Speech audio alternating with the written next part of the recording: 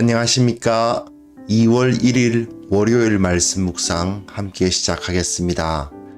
벌써 한 달이 지나갔습니다. 2021년의 2월이 시작되는데요. 세월은 지나가고 세상은 변하지만 우리 주님의 사랑은 결코 변하지 않고 우리 주님의 섭리는 언제나 우리를 떠나지 않는다는 사실을 믿고 그 능력을 힘입으시는 귀한 성도님들 다 되셨으면 좋겠습니다. 우리는 모두 하나님의 말씀으로 하루를 시작하기로 결단하신 분들 아니겠습니까? 그런 사람들이 하나님의 능력을 힘입고 세상을 이길 수 있으리라고 확신합니다. 오늘 본문은 사도행전 8장 1절에서부터 4절까지 다루도록 하겠습니다. 날마다 솟는 샘물에서는 8절까지 다루게 되어 있는데요. 날마다 솟는 샘물의 나눔을 따를까 아니면은 좀 사도행전을 이제 단락단락 지어가면서 하나하나 다루다 보면 흐름을 따를까 조금 고민을 했는데, 왜냐하면 워낙에 본문이 좀 짧으니까요. 사실은 오늘 본문을 지난 토요일에 함께 다뤘으면 더 좋았을 걸 하는 생각이 들면서도 또 이제 달이 바뀌는데 그걸 또 장을 또 다르게 할 수도 없고 여러 가지로 고민이 되었는데, 아무래도 흐름을 그냥 따르는 것이 조금 더 사도행전이라는 이 책을 이해하는 데는 조금 더 낫겠다, 그런 생각이 들었습니다. 그래서 5절부터 8절까지는 내일 13절까지 5절부터 13절까지를 내일 한꺼번에 다루고요. 오늘은 1절부터 4절 정말 짤막하게 다루도록 하겠습니다. 본문이 짧으니까요. 이 당시 우리가 이 사도행전을 이해하기 위해서 이 당시 배경에 대해서도 조금 더 말씀을 드리는 시간을 갖고자 합니다. 그럼 우선 말씀을 먼저 보겠습니다.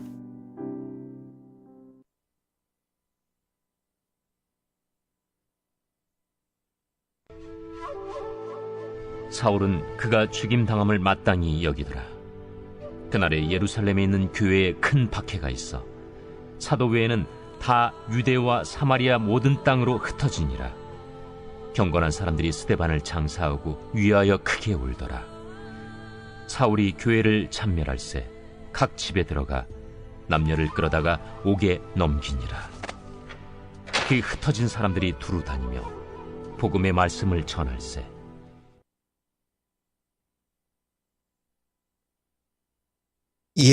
지금 너무 짧다는 생각이 들지만 마지막에 4절을 우리말 번역에서는 복음의 말씀을 전할세 이래가지고 연결이 되는 것처럼 되어 있지만 사실은 문장이 끝납니다. 복음의 말씀을 전했다 이렇게 끝나요. 그리고 전반 이 영어 성경을 봐도 그게 끊어지는 것을 보실 수 있습니다. 사실은 이런 표현은 누가가 의도적으로 이것을 단락을 긋고 있는 표현인데요.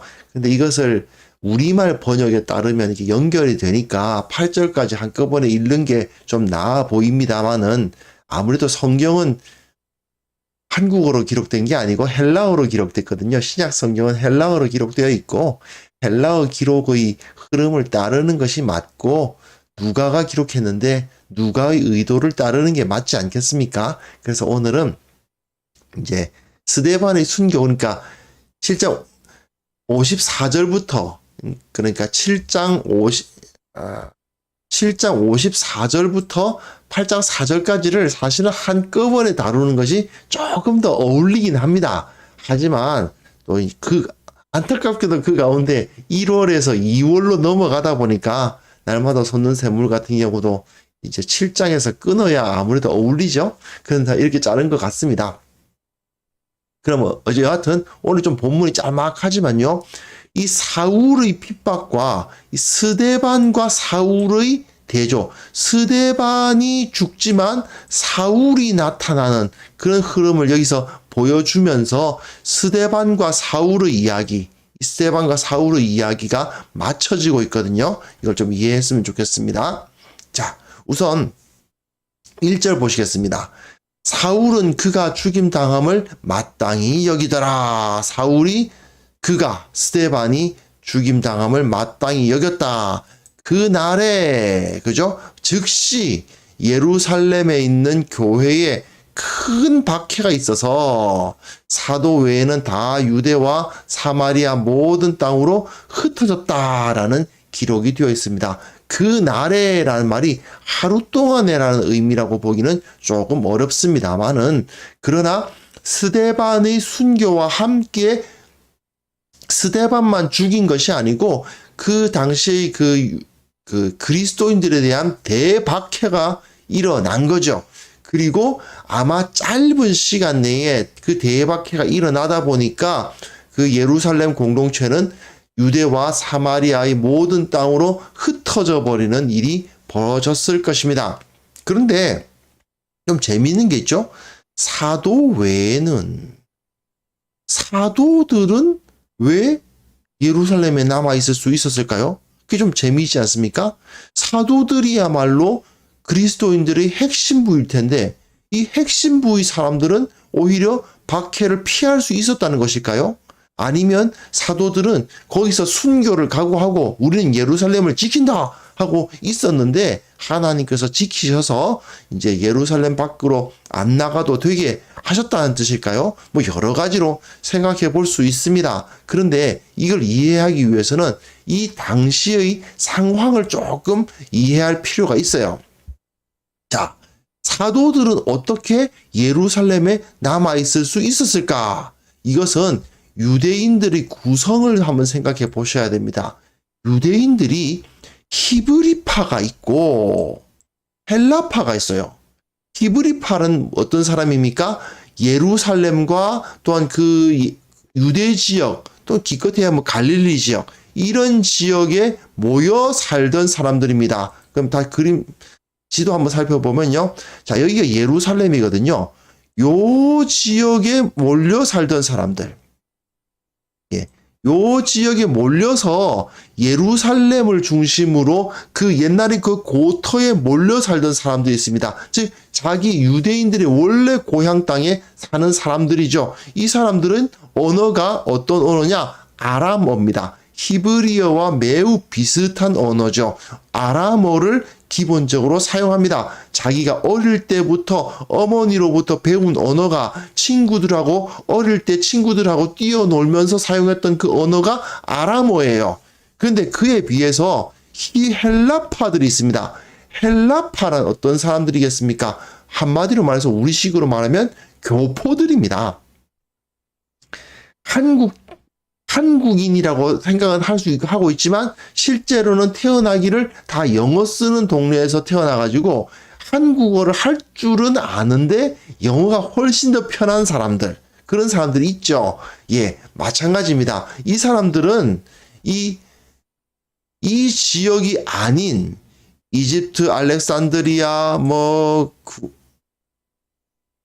구레네, 키프로스, 크레타, 또는 이제 아시아, 갈라디아, 길리기아 등등 이런 지역에 흩어져 살았던 사람들인 거죠. 멀리는 로마에서도 사는 사람들이 있었습니다. 이런 지역에 흩어져 사는 사람들이다 보니까 각자의 그 지역에서 언어를 다 사용해요. 그러니까 이 아람어를 잘 모릅니다. 알더라도 익숙하지 않아요. 그러니까 그 각자의 언어들, 그 각 곳의 언어들을 사용하게 되는데, 그런데 이 지역의 동쪽 로마의 공용어는 무엇이겠습니까? 헬라어거든요. 그러니까 이들을 헬라파라고 부른 겁니다. 자, 그럼 한번 생각해 봅시다. 박해는 이 1절에 나타나 있는 예루살렘 교회에 일어난 박해는 히브리파 유대인들에게는 그렇게 강하게 나타난 것이 아니고 헬라파 유대인들에게 집중되었다는 것을 알 수가 있습니다. 무슨 소리입니까? 히브리파가 있고 헬라파가 있는데 히브리파는 그 유대 지역에서 살던 우리식으로 본토에서 사는 사람들, 본토 한국인들이고 나머지는 교포들이 막 몰려와가지고 거기서 신앙생활을 하고 있었는데 박해가 일어나니까 누가 주로 박해를 당했느냐? 헬라파들이 박해를 당하더라는 것입니다. 근데 스데반이 어떤 사람입니까? 스데반이라는 이름 자체가 헬라파예요. 이 사람의 이름은 즉 우리식으로 말하면 뭐 피터 최 뭐 이런 식의 이름이란 말입니다. 그렇기 때문에 이 헬라파라는 헬라파 유대인이라는 것을 금방 알 수가 있어요. 그런데 문제는 뭐냐면 스데반의 대적들은 누구냐? 히브리파냐? 아니에요. 히브리파라기보다는 오히려 헬라파 유대인들이 더 많았던 겁니다. 헬라파 유대인들 중에서 예수님을 안 믿는 사람들이 다른 예수님을 믿는 헬라파 유대인들을 더 강하게 핍박하는 거예요. 여기 스데반과의 논쟁이 어떻게 일어났는가를 6장 9절에서 나오고 있거든요. 6장 9절을 보시면 자유민들 곧 구레네인 알렉산드리아인 길리기아와 아시아에서 온 사람들이 이 자유민들이라는 것은 어떤 사람들이냐? 예전에 폼페이우스가 성전을 점령해 버렸을 때 그 폼페이우스에게 저항해서 싸우다가 패배해가지고 다 끌려갔던 그 사람들입니다. 그 사람들이 후손들이에요. 어떤 사람들입니까? 우리 할아버지는 저 성전을 지키기 위해서 목숨을 바쳤다. 그리고 결국 패배해서 이렇게 이 자리까지 끌려와서 이곳에서 천대를 당하면서 사는 것이 우리들이다. 그런데 저 그리스도인이란 자들이 저 성전은 아무것도 아니라고, 저 성전이 하나님의 그 거룩한 건물이 아니라고 말한다. 화가 나는 거죠. 뭐 후에 화가 날 수 있겠습니다. 그러니까 이 헬라파 유대인들이 오히려 교회를 더 강하게 핍박했던 것입니다. 사실 한번 생각해 보십시오. 히브리파의 입장에서 한번 생각을 해보세요. 현재 이스라엘 땅이요. 우리나라 경상도 크기만 합니다. 그렇게 뭐 크질 않아요. 거기에 그렇게 대단히 많은 인구가 살지도 않습니다. 거기서 사람들이 어쨌든 그 좁은 공간에서 복닥복닥 살고 있어요.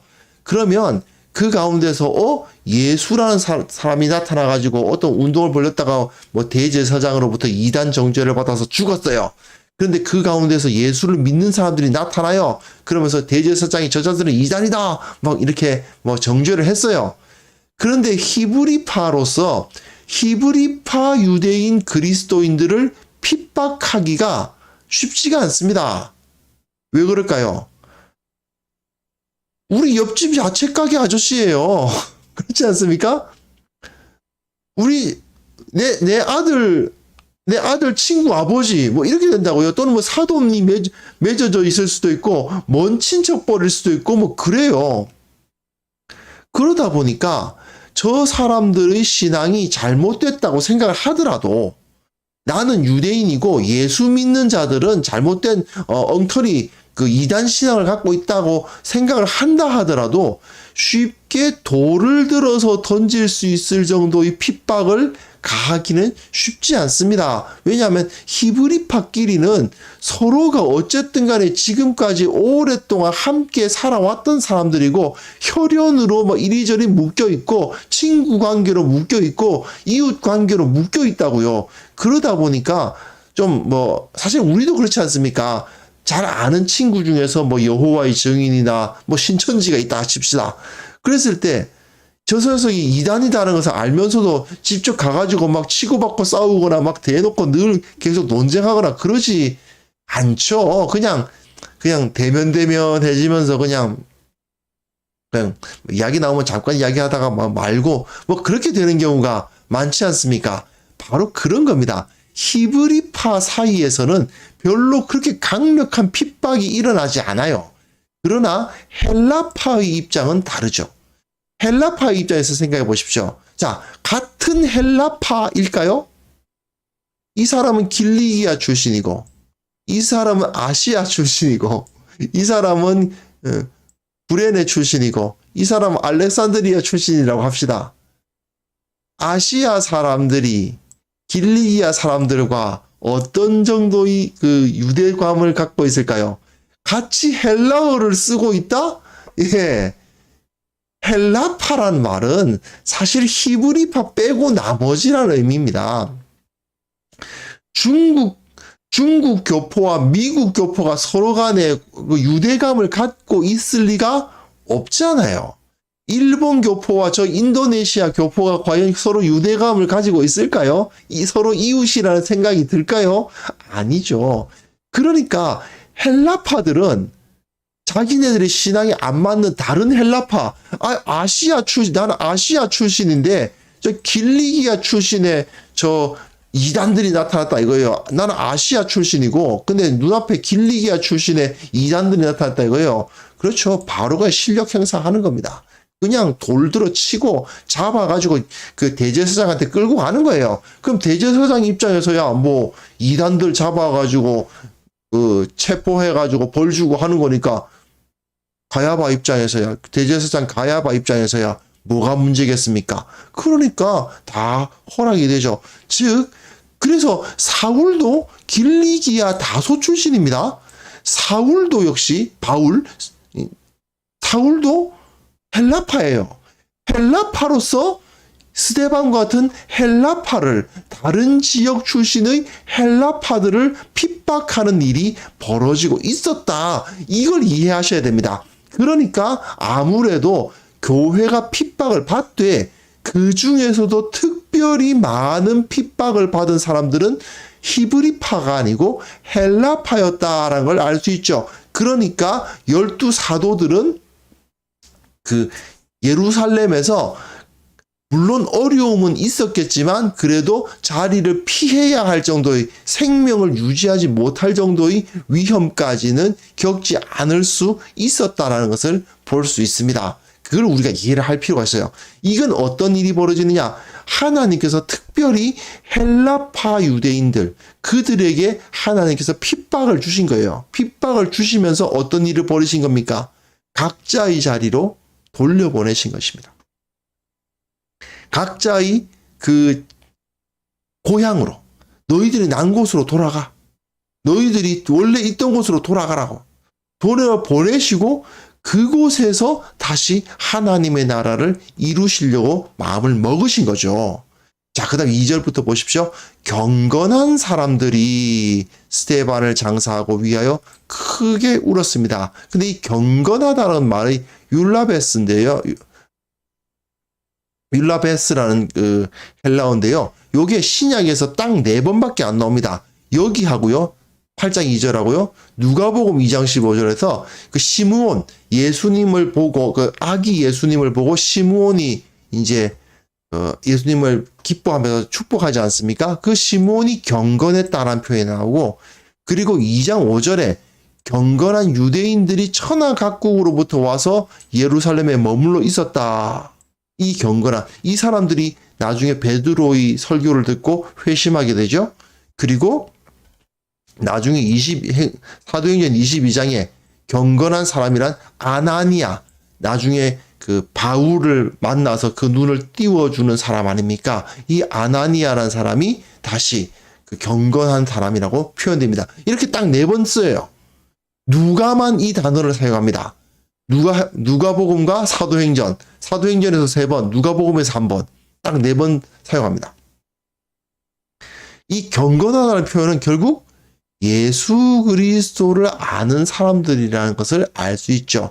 이 사람들이 스데반을 장사하고 위하여 크게 우는 모습은 스데반이 예수님과 같이 죽고 이 경건한 사람들은 어떤 사람들이겠습니까? 결국 아리마대 요셉과 같이 그를 장사하고 그를 예수님의 죽음을 아파했던 사람들이 있었다는 거죠. 그런데 바로 누가는 사울을 등장시킵니다.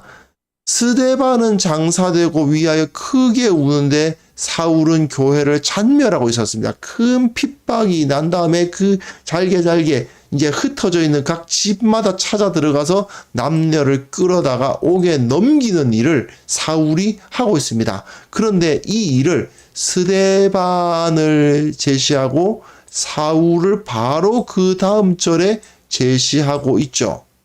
이 그림은 무엇을 그려주느냐? 스데반이 죽고 사울로서 부활하는 겁니다. 무슨 뜻인지 이해되시겠어요? 예수님께서 죽으시고 다시 부활하지 않으셨습니까? 그런데 아직 예수님이 아닌 우리들은 부활은 예수님께서 다시 오셨을 때 이루어지겠지만 그 복음의 역사는 스데반으로서 죽고 사울로서 다시 살아나는 역사가 일어나는 거예요. 사울은 결국 스데반이 죽음으로 인해서 못다한 일을 감당해야 할 사람으로 부름을 받을 겁니다. 아직까지 사울의 이야기가 다 끝나지 않았으니까 지금 사울은 교회를 잔멸하고 남녀를 끌어다가 옥에 넘기는 악인으로서 나타나지만 그가 스데반의 뒤를 이을 사람이라는 것을 여기서 누가는 보여주고 있는 거죠. 이렇게 하나의 뭐랄까 복선이라고 하죠. 복선. 미리 다 이야기를 깔아놓습니다. 결국 이 스데반을 이어가는 사울이 이후에 어떻게 될 것인가에 대해서 사람들은 관심을 갖게 되겠죠. 바로 이것이 오늘 본문의 가장 중요한 부분입니다. 스데반은 죽었으나 그러나 그 스데반은 사울이라는 모습으로 다시 부활하여 하나님의 나라, 그 복음의 역사는 여전히 전파되게 될 것이다. 그것의 주위에는 이 경건한 사람들, 예수 그리스도를 믿고 예수님을 섬기는 경건한 사람들이 그것의 증인으로서 서 있는 그림을 그려주고 있는 겁니다. 그리고요, 8장 4절 보시면 그 흩어진 사람들이 두루 다니며 복음의 말씀을 전할세라고 되는데 전했다.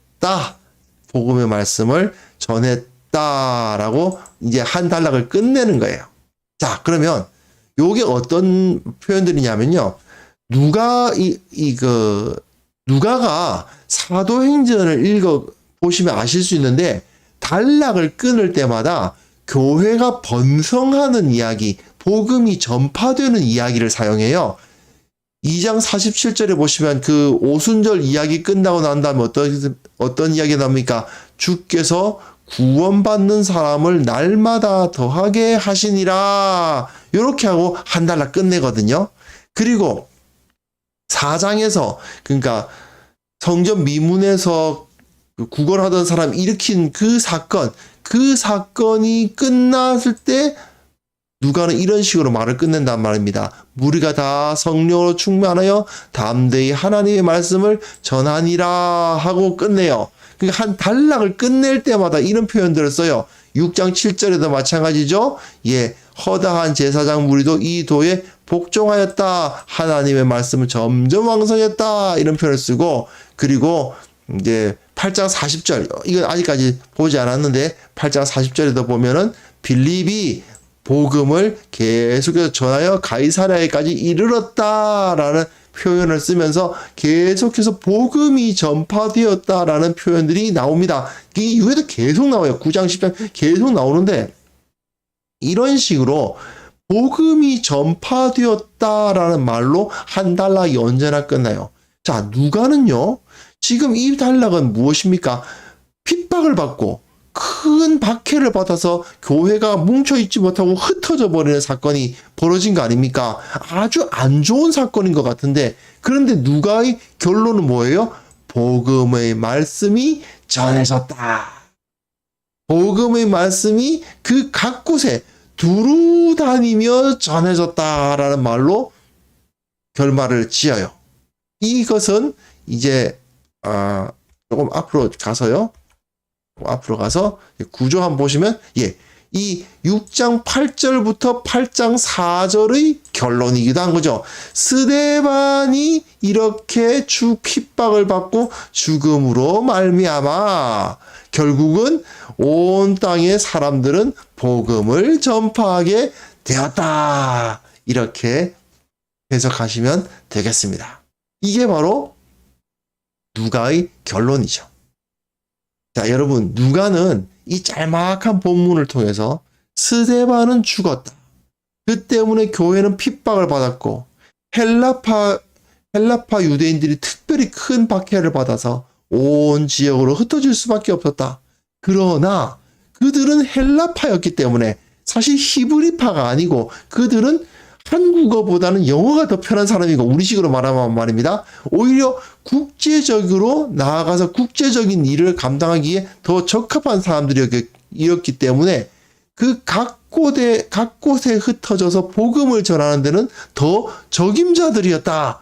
그렇기 때문에 그 사람들을 하나님께서는 흩으셔서 비록 안 좋은 일로 인해서 흩어진 것이지만 이것을 통해서 온 땅에 하나님의 말씀, 그 복음을 전하게 하신 것이죠. 이게 바로 하나님의 섭리고 복음을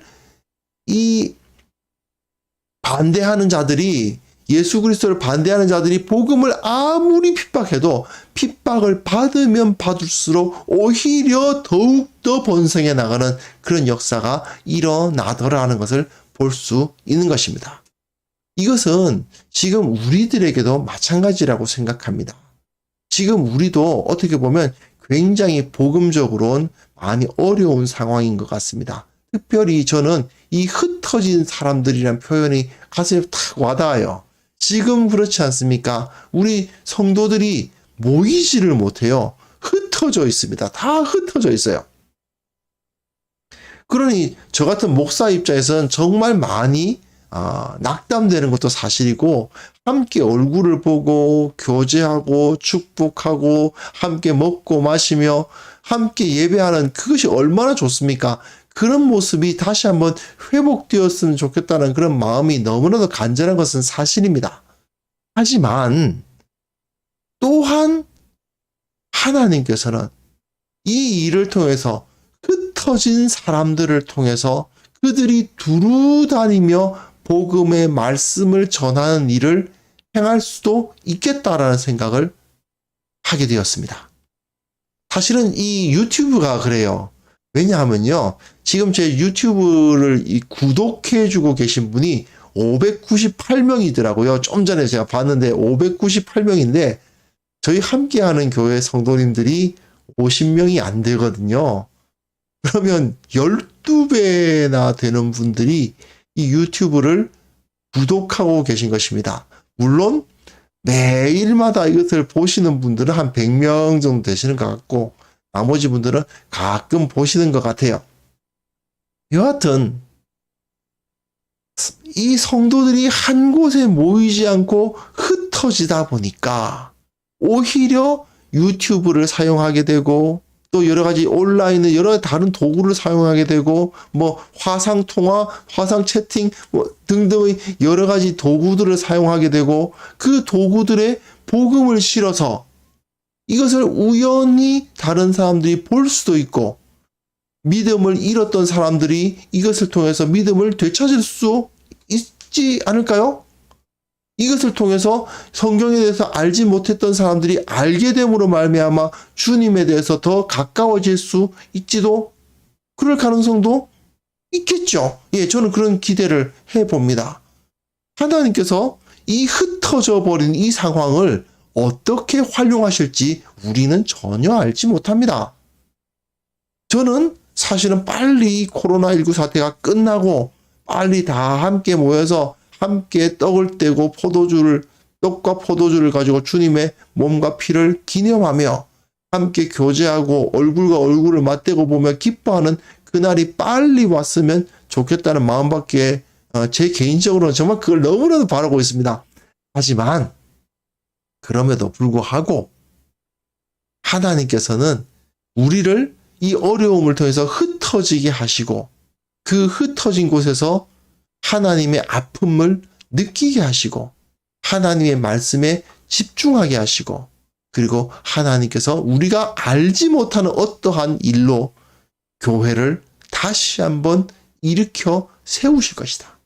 우리의 부족함과 우리의 죄악과 우리의 더러웠던 부분까지 다 드러내시면서 하나님께서 회개를 촉구하시고 그럴 때 우리가 온전히 주님 앞에 회개함으로 나아가면 우리가 하나님으로부터 다시 한번 쓰임을 받을 수 있지 않겠는가 하는 기대를 해보게 됩니다.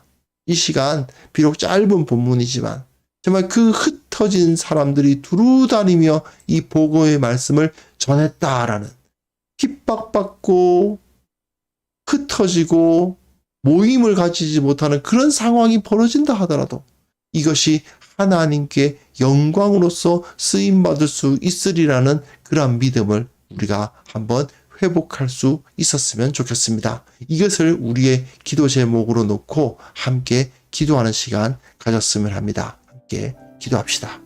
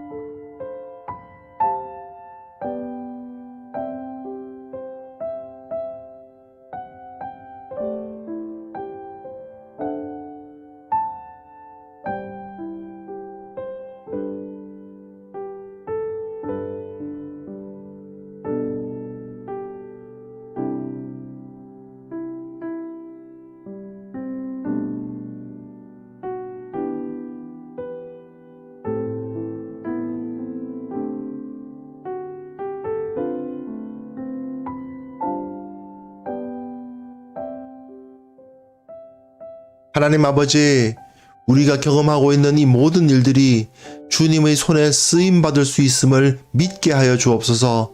비록 고통스럽고, 비록 탄식이 나오고, 비록 어렵고, 비록 걱정되지만, 그럼에도 불구하고 이 모든 것까지 주님의 영광을 위해 사용될 수 있다는 그 믿음을 가지고 주님을 바라보게 하여 주옵소서. 그렇기에 우리가 우리의 마음을 붙잡아서 한식하고 낙심하지 않도록 도와주시고, 오히려 주님께서 어떤 일을 어떻게 이루실까 기대하며 기도하며 주님의 때를 기다리는 자들이 될 수 있기를 원합니다. 주님께서 우리의 마음을 붙들어 주시고 낙심하지 않도록 도와주시고 주님을 더욱더 바라볼 수 있도록 주님 도와주시옵소서. 아버지, 특별히 이 한국교회에서 복음과 교회가 비난당하고 있는 현실을 보게 됩니다. 분명 우리의 죄악도 있지만 또한 저들이 하나님을 멸시하고 우리 주 예수 그리스도의 이름을 멸시하고 있는 현실을 우리가 보고 있습니다. 아버지 하나님, 그러나 이러한 초대교회 예루살렘 교회 성도들이 박해를 통해서 흩어져 그 복음의 말씀을 전했던 것처럼 우리도 이 어려움을 통해서 주님께서 이 모든 것을 사용하셔서 우리를 하나님의 나라의 일꾼으로 삼아주실 수 있다는 것, 하나님의 나라가 승리하는 것을 우리 눈으로 보게 하실 것이라는 것을 우리가 믿게 하여 주옵소서. 아버지, 원하옵기는 정말 이 땅이 주님의 나라로 변화되어야 되겠습니다. 이 땅이 주님 앞에 회개하는 역사가 일어나야 되겠습니다. 주님, 도와주시고 일하여 주시고 주님께서 그 능력을 나타내어 주옵소서. 아버지 하나님, 다시 새롭게 한 달이 시작되고 또 새로운 한 주가 시작되었습니다. 새로운 시작을 주님께서 우리에게 복 주셔서 능력 있게 감당하게 하여 주옵소서. 오늘 하루 승리하게 하시고 이번 한 주 형통하게 하시고 또한 이번 한 달 주님의 영광을 보는 그런 한 달이 될 수 있도록 주께서 은혜를 물붓듯이 부어주시기를 간절히 원하오며 예수님의 이름으로 기도합니다. 아멘.